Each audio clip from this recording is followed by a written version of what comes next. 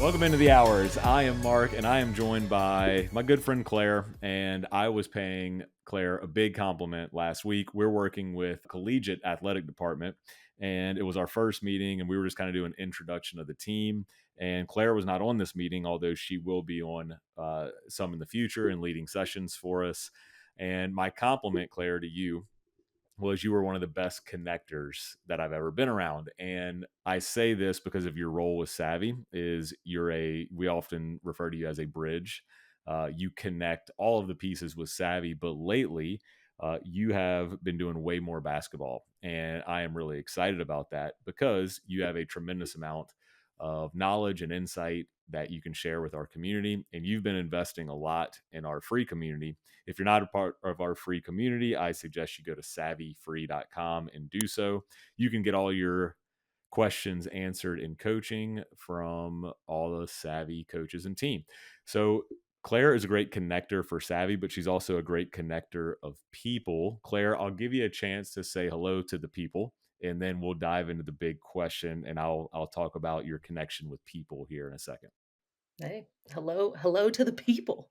I'm glad the bridge status is shining through, Mark. I know you know this, but we have our identity statements at Savvy, and that is literally my identity statement. It is what I feel like is my purpose, my calling, my gift. I got a tattoo of it last month of a bridge, so maybe that's really giving the extra oomph. It's dotted into my skin. And so I'm living out that piece, just trying to help people get to where they need to go, support them along the way. Nice. Well, you are like the glue person for Savvy. And I think every good team needs a glue guy or girl that just keeps everything together, and their value is, or I guess what they do for the team is way more valuable than what like an untrained eye would see. I said you were a connector of people. And I feel like this is a good big question for you to answer. It's one that's come up recently with coaches as we're kind of getting into the part of the season that the heat is on. We're in conference play, we're in district play, stakes are higher. How do you balance accountability and encouragement in your program, whether that's at practice or games? Oftentimes coaches can struggle with that where we're either like too passive or too like over the top, where it's all accountability and no encouragement. So, Claire, you're the head coach, you're running a practice, you're running a program. How would you balance those two things? Encouragement and accountability, it's the same thing, right? That's the ideal. It would be my answer is the closer you can get your encouragement and your accountability to be, the more likely or the more effective it's going to be. Of course, I know that isn't ideal. Sometimes accountability does not feel like encouragement, and encouragement doesn't always hold people accountable. So to balance that out, I'd say it has to be clear early and often. Like these conversations aren't something that you can just have at any given point. They should be being had at every given point. So if you want to hold your team accountable, or where we're seeing it now coming up at the end of season, not that it's too late, but it is going to be more difficult if you did not set that standard early in the season and continue to have those conversations of, I believe in you, I'm encouraging you, but also this is how we do things here. This is the expectation. So clear early and often is going to set you up for success in that in any situation. And then the ongoing part is really more about the relationships. I know a lot of our savvy coaches, they come for the systems, they stay for the community, or they come for the systems and they stay for the standards or the culture. And that piece is essential. That's basically the encouragement part of it is making those deposits, talking to them outside of basketball. Um, can you encourage them in life and on the court so that those deposits kind of ease and give a buffer to the more harsh, the more direct, the more needed accountability side of them, if you're really kind of putting those two on a binary and separating them? So clear early often, make deposits into the relationship so that you have the credibility to hold someone accountable. I can't, like some of our coaches, I cannot hold them accountable. I've never spoken to them before. Mark has a relationship with them. If you tell them they need to do something at practice, they will. Whereas coming from me with no deposits into my credibility or our relationship, not going to hold the same weight. Whereas I can encourage them, and then building that would probably allow me to hold them accountable a little bit more. Other than that, I think there's two more quick pieces I'll add. One would be reading the room and understanding both are needed. I think most of our coaches get that you can't just have fun and you can't just, deal with this as a business and just be trying to get wins. There needs to be space to read the room. At times people need grace. At times they need a day off. We do, the players do, everyone does. So just being observant, and the relationships is going to build into that of, oh, this player's off today. Do we need to just have a one-on-one conversation before I get on them so a bit extra? Or do they need me to get on them a little bit extra? So it is playing that line, which the relationships help with, and then reading the room to give space for that. Like, hey, it's okay. We're not going to get better at anything today, but we're going to get rested and come back better tomorrow. Um, and then final is language. So the framing makes all the difference. Do all of those previous things, it's still going to matter how you say what you're trying to say, whether that is an encouragement or an accountability piece, even more so on the latter side. I know a big conversation that we've been having in both communities, free, paid, with our members, is what do we do with players that only have one read? So, one read players, they can only hunt nines, they can only hunt sevens. They're limited maybe in their skill, but you need them to play, right? It would be nice to have a bunch of players that are super skilled and just have all the reads, but these players that aren't where we want them to be yet, they feel that, and they need to be held to a standard of, man, you can't get outside of your zone, you can't get outside of your scope. It negatively affects the rest of the team and how we execute things. But we still need you to make your read. So that's just one example. Check out our thread on that in the community. It's great. Coaches are popping in what they've done, what conversations they've had, the language that they've used. But that is a great opportunity to empower players of, we need you to hunt that nine. The read that you are making is so important. It's not that because you have less reads, you're less important. Your read is just as important. You're just not there yet. That takes a relief off of some of them. We've had that feedback from coaches where players were thrilled to have one read, like their job is clear, and clarity leads to high performance. Whereas if they want to level up, that language, that framing of empowerment and encouragement, while also holding them accountable to like the read that they're allowed to do, then give space to, okay, well, this is your next step to get to the next level. So that was a lot. I'm fired up about it. It's very important, but communicate it early, often, all the way through the season. Deposit early, read the room, frame it in a positive way, and I think your players will be on board. Yeah, so much of what you said is like exactly where my mind went, and it's funny. It's kind of been the story of my journey with SAVI. Is I feel like you, Tyler, and myself are so aligned, but we communicate things in a little different way. But the message is all the same. Like I just took a couple notes while you were talking. Like reading the room, I always say, "Be the coach your team needs you to be." You even said like there might be some practices where like we can't just have our thumb on them every single day for every single second because no one wants to operate like that. I also think the encouragement, accountability, the balance there, like you're talking about the relationship and getting to know the player and making those deposits. I always say deep care, high standards. And I really, really care about you. So I'm holding you to a really high standard. And I'm doing that for you because you're capable of doing more. Right. And it also goes back, and I think you touched on this too, is like, hey, we're in this for more than just winning basketball games.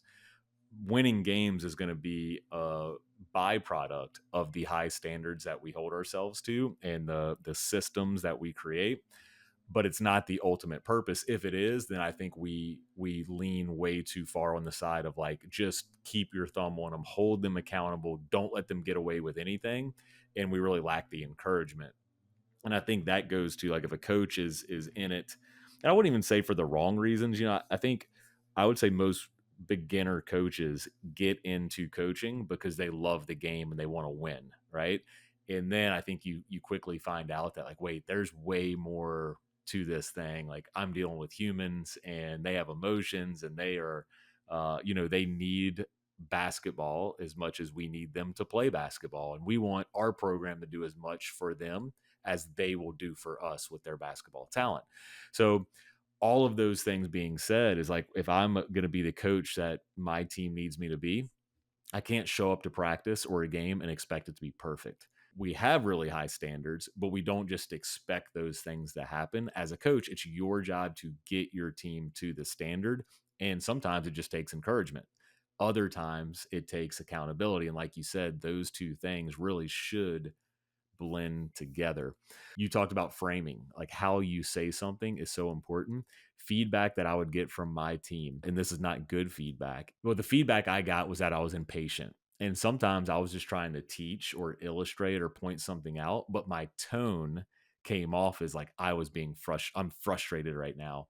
But it was really like just more of an urgency thing. So that was just like a learning and it's something I had to be aware of and change my tone, make sure I smiled when I said something. That way, if I say like, "Hey, Claire," it's not like, "Oh no, what did I do?" It's like, "Hey, Claire, like that was awesome, like great blockout or whatever it was."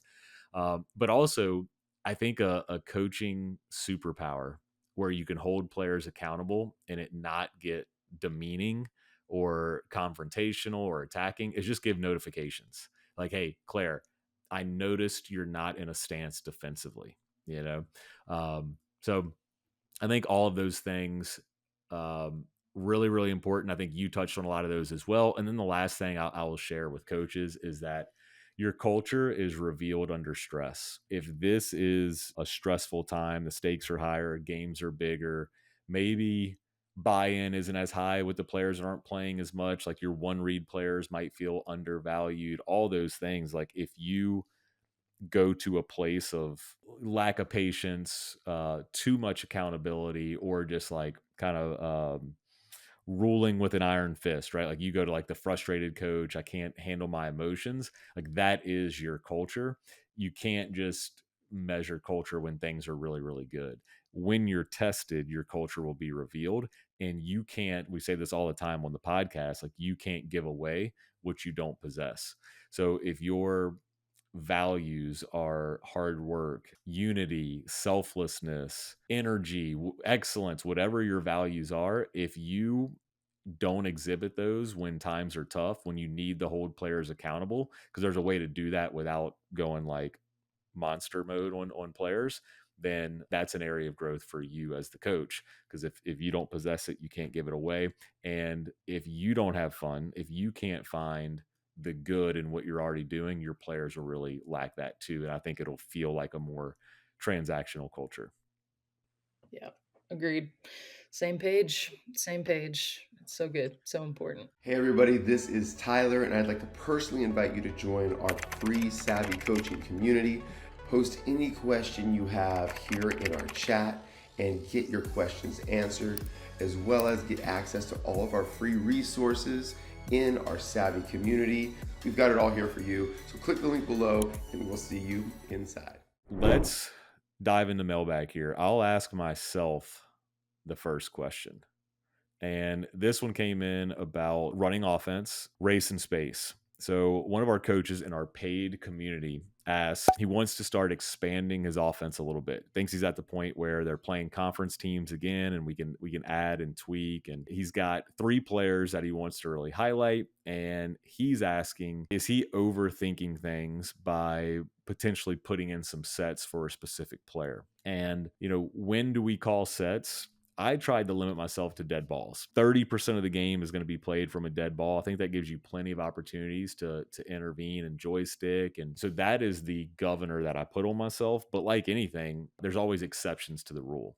So my exceptions to the rule would be if I needed to decide who and where from. Maybe I didn't like our shot selection. If we were not getting 9s and 7s, if we were taking poor shots, or we just had empty possessions in general, low execution, and I just feel like I need to give my team something to help them out, then absolutely you can make a call. In fact, in our paid community, we had a just kind of an impromptu consulting session where I just hopped on Google Meet and said, "Hey, any paid member of Savvy, hop on, let's talk." And one of our members asked that question. She was saying, "My team is struggling to execute, but I don't want to be the joystick coach.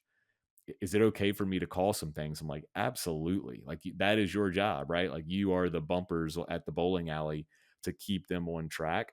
If they're ever getting too far off, just give them a quick call.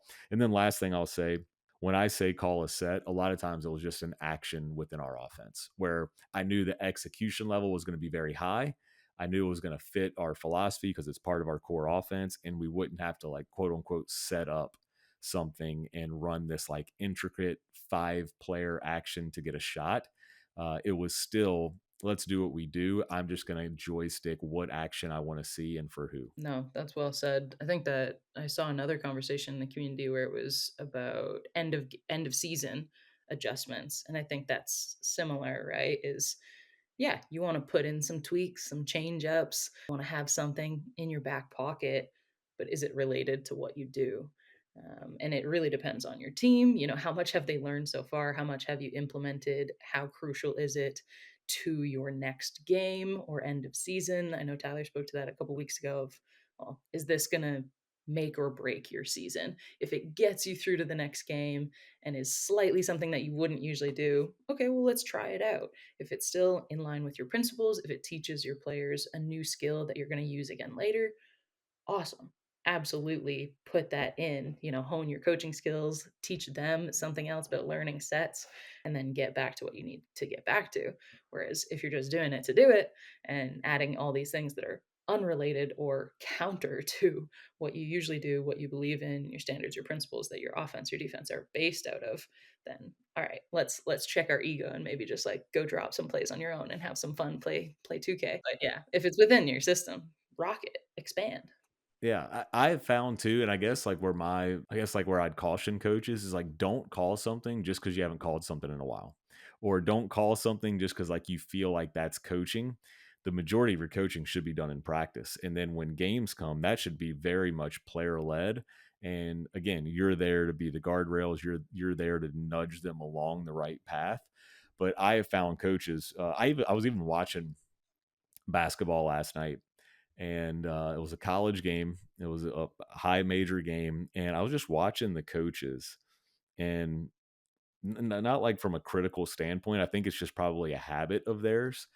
But like every time they scored, they would have to like make all these hand motions and like get back, get back. I'm like, man, I'm like, your team doesn't know to get back on defense without you yelling to get back on you know what I mean? Like it just, to me it just seems silly. Like it's almost like it's like they're playing coach. Like this is what a coach would do in this situation. Let me do it. And again, not being critical, I really think it's just it's the norm in coaching is like they just always feel the need to be saying something or doing something. And yeah, I got to a place where I was pretty comfortable not doing something unless I needed to do something. Yeah, leave some room to breathe. We love breathing. Exactly. Yeah, and I would argue that if you didn't yell get back or defense, that your team would probably know that they were going from offense to defense. If not, room to grow. There's your That's opportunity. right.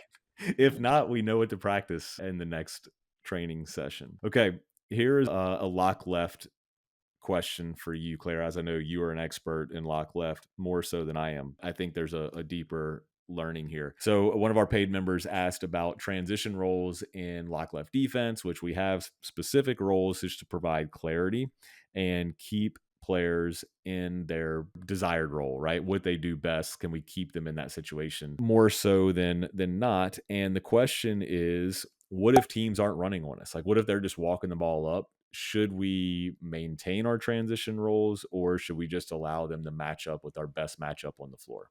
What do you think?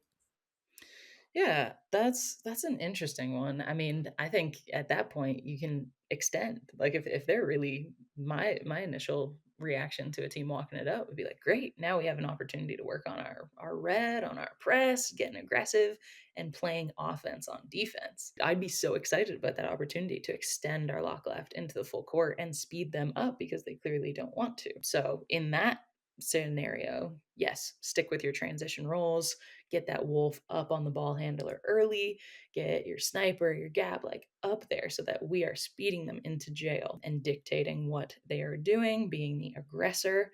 Now, if you're more in the beginning stages and maybe your skill, especially of the wolf, the person picking up the ball, is not quite there yet, then stay in your green, stay back.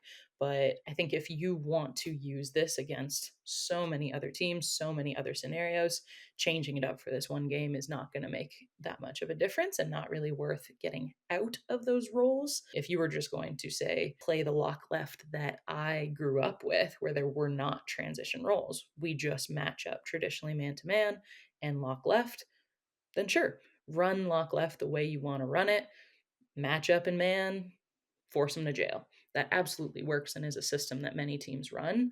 But if you are truly embracing the speed and the clarity and the roles of our default savvy lock left, then stick to your guns, get better at it, use it as an opportunity to increase your matchups, get them earlier, communicate, and then see where you need to switch from there to get matched up how you want in the half court.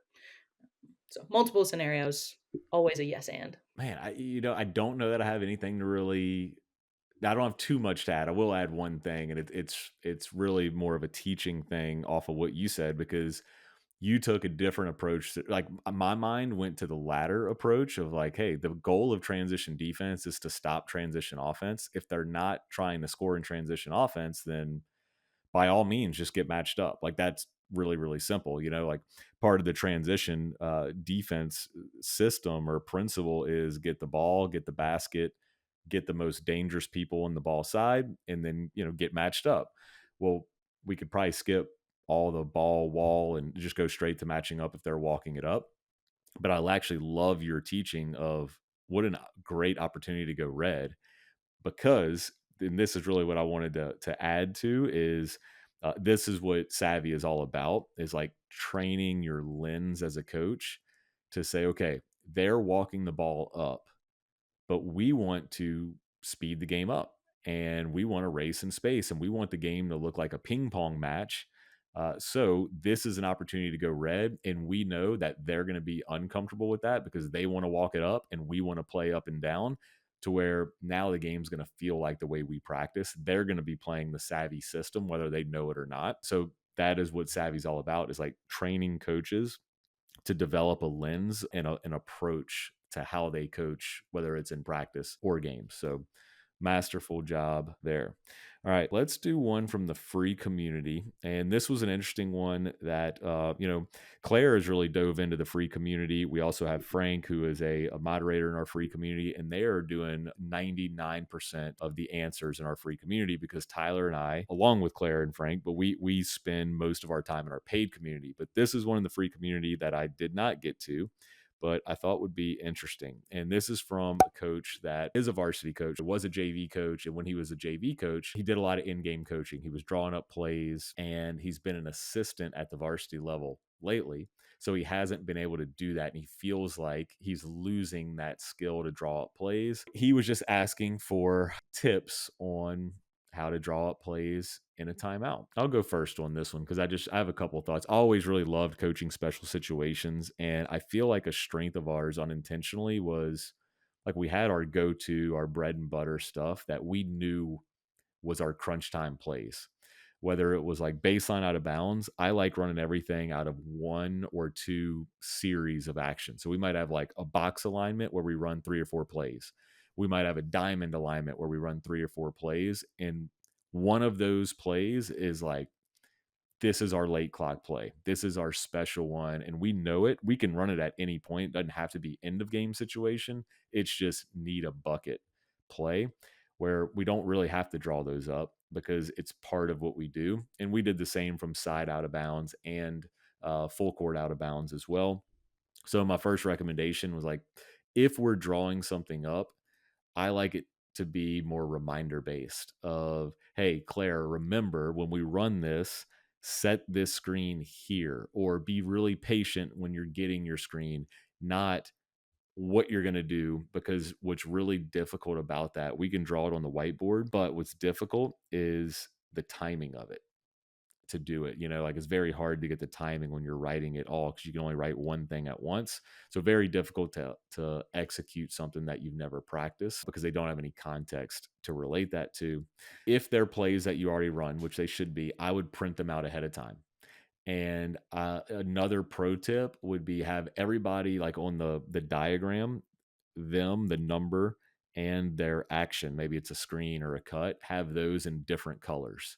So Claire's job is going to be in green. Mine's going to be in blue. Tyler's is going to be in purple, just so it's really easy. And you can say, hey, Claire, you're green. Mark, you're blue. Tyler, you're purple. And I think they just see it better. But also having those printed out, it kind of is a cheat code to like you can't mess it up because as coaches we feel the pressure too. We get rattled or emotional in the moment, and just a good guardrail to give yourself. Man, that's so good. So you're saying to be good at drawing up plays, you need a color printer. That's right. That's the essential Pro. takeaway. That's it. That's the cheat code. Yeah, I like it. No, that actually takes what I was going to say to the next level. Controversial hot take. In games is not when you should be drawing up a play. If you want to draw up plays in games, if you are going to do that, of course that's going to happen. It needs to happen at a different time. Whether that is literally you have some to go to that are printed out, I think that is fantastic. It means your players are comfortable with it. It, from the teaching aspect, speaks to or helps different types of learners who need the color. Maybe if you have a colorblind player, a little bit different, but there should still be the numbers. That clarity and that preparation is huge. But the best coaches that I've been around just dream and get creative outside of practice. It's whether it's your role as an assistant coach or not, if you enjoy that or you want to hone that skill, you should be doing it anyways.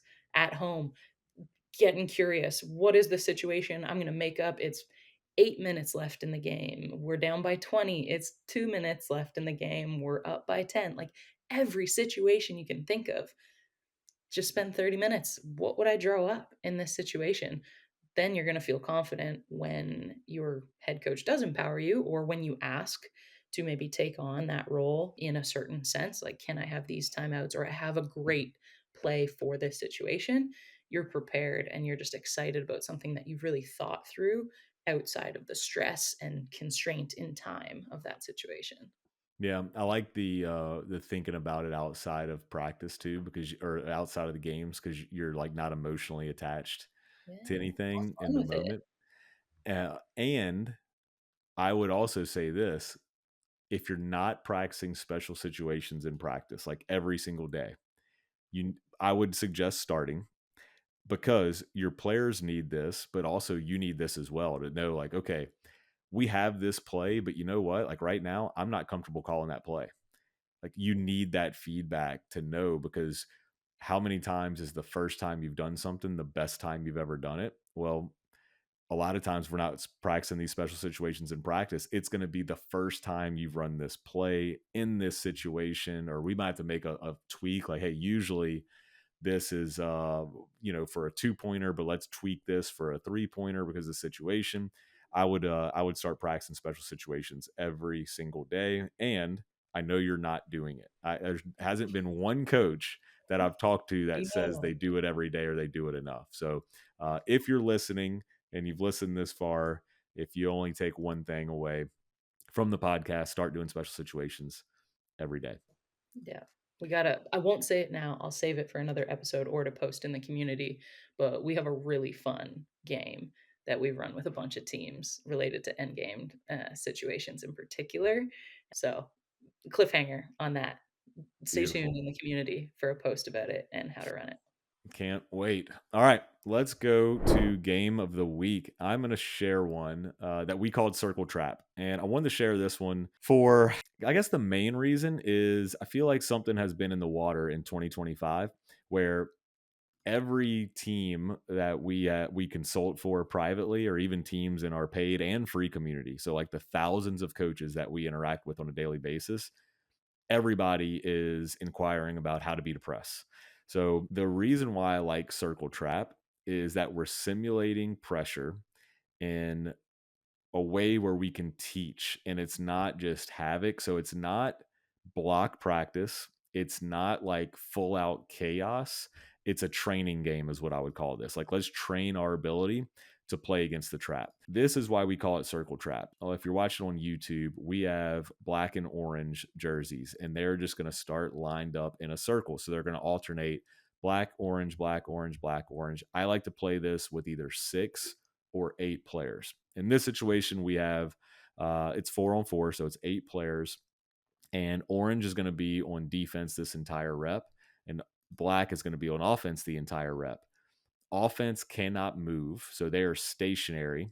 We're going to always have 2 defenders on the ball, and that's the trap. So as we get trapped, we're teaching offense how to break a trap. So some teaching points in how to break a trap, and you can see this is pretty good rep here. Although I don't like that we turned our back right here, but I always taught players to break a trap by moving the trap. So use our pivots, and you can see our feet are not together. We have moved the trap, and the more the trap moves, the more it's going to weaken and create windows for us to pass through or to step through.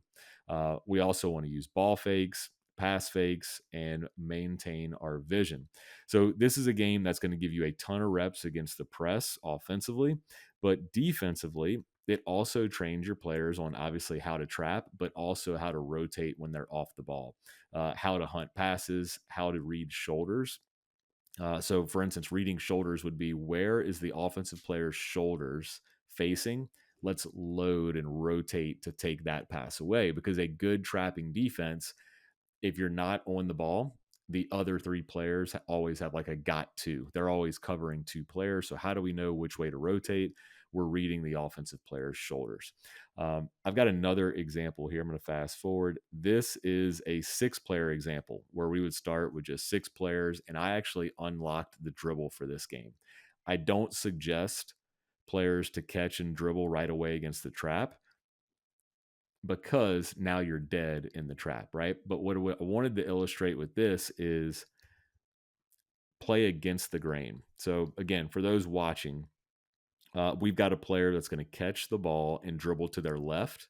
And what that's going to do is that's going to get the grain moving with him. Everybody's going to be flowing to the left, and then we can pick up our dribble, snap it back, and play to space, because any good press or press attack is going to create space and attack space, create space, attack space. It's like a never ending loop there until you arrive with an advantage or defense gets neutral and you're in the offense. I actually shared a post in our free and our paid communities about principles that beat pressure. If you're not in the community or you didn't see that one, go check it out, and I'll actually drop this recording of Circle Trap in there as well, because it's a great way to just train how to beat pressure. Everyone needs a pressure drill. As much as we say you don't need a new drill, having them in your bag is so important. I love that one, and seeing people just move together once you get that, it's such a good feeling. You just feel ready for whatever comes your way. Agreed. Yeah, and you can always modify. Like, you might have a game or a drill that you could modify where you're just getting reps, reps, reps. I think what I've loved the most in like designing games or drills in practice is things that are continuous, where we don't have to get a trap, get it out, stop, reset. Just it is just continuous trapping and rotating. So a lot of reps in a short amount of time. Mm-hmm. Yeah, any good drill or game is going to have that. So I love that the ones you share do. They always do. Can count on Mark for gold. All right, you want to take us through a teach better section this week? I really do. I really do. It's simple, because simplicity wins. Coaches, you need to listen. It sounds self-explanatory, but it's harder than it sounds. So just listening, it creates that space, kind of that we were speaking to before, is not needing to fill the silence, not needing to be the loudest voice in a gym, focusing on what your players need. Being the coach that your team needs at that moment can only happen if you take a minute to listen. That then allows you to look, to observe, and really analyze what is needed next. So, even just strategically, I do mean listen, but then also relationship wise. We spoke to encouragement and accountability earlier. And if you are not listening to your players, creating a space where they can talk to you and actually feel comfortable and feel like you are hearing them, it's not going to go the way you want it to go. People want to feel heard. So, on the relationship piece, the standard piece, sometimes you don't even have to take everything that they're saying and implement it. They just want a chance to say it. That might be admin, that might be parents, that might be players, it might be assistant coaches. I know I've worked in a bunch of customer service jobs. Half the time, people don't even need a particular solution or action from you. They just need to know that you care and that you have space in your schedule for them, in your day, in that moment. So, listening to people first and foremost is a teach better tip. But then also having that space for you to not be speaking and just be using one of your senses at a time. I think the talking is more for us, the talking that we do. And I differentiate talking and speaking. Coach talk, just getting words out there, is not for the players. It's for us, it's for the parents. It's to look like we're doing something. But if you can shift into listening, like who else is talking in the gym? Where are we lacking? What do I actually want to say? Listening and then intentionally speaking can be a game changer. And I know that's actually been a compliment that has stuck with me, one of the best I've received in my life, that I remember it to this day. And this was probably 5 years ago. A friend and a colleague said, Claire, you don't always share what you're thinking, but that space that you hold by listening makes me really want to listen when you speak. And so you can really shift it on its head by holding back some information so that when you do provide it, it's really, really good and you've thought it through, and your players are not tuning it out. So it's helpful for you, helpful for your tactics that you're developing, and helpful for the relationships that you're building. Yeah, really good. I'll give you two practical tips if you're a coach here to be a better listener, or at least to open the space to listen. A quote I've always liked is like, if you want great answers, ask great questions. So start asking your team questions. It could be to the whole team. It could be one-on-one conversations like you're talking about, like giving people space. And it could also be with your leaders. Ask them questions of, hey, how are we feeling today? What did we think of last night's game? What did we think of that drill that we just ran? What did we think of circle trap? Right? Do you think that helped or not? So ask questions, and then last, I like the point on you don't even have to agree, right? But just giving them the space to say something. I think a good response is always like, "Oh, that's good. Thanks for sharing." Like, that's good. I like that. Or even if you don't, like, you don't have to say you like it if you don't, or even if you do like it, you don't have to implement it. But just knowing that, like, hey, I hear that. It's on my mind. I'll consider it. Thanks for sharing. I think Yeah. that's really good. So, coaches, be a better listener, says Claire, and I agree. I know it's not end of season yet, but that's definitely the vibe in the air. I know it's a challenging time, but it is an opportune time to double down on what brings you joy, protecting your joy, to really have that steam to push you through the end of the season, whether that is successes or disappointments. It's all feedback, it's all learning. So we are here for you. Please get into the community and reach out, whether it's adversity or victory. We want to help. We are happy to help. We are here to help. If you want ongoing support, if you want to spend more time with us, I'd encourage you to join our free community, or if you're ready to go deeper, buy a course. Maybe you're running lock left or drive in space or race in space based on resources that you've been able to gather. Like, now is the time to become an expert, double down on what you're doing. And the best way to do that is to invest in yourself and your program so you can be the coach that your team needs you to be on and off the floor. So thanks for spending this time with us. We appreciate you. We are Savvy Coaching. Thanks for listening. We'll see you next week. Stay Stay savvy. savvy.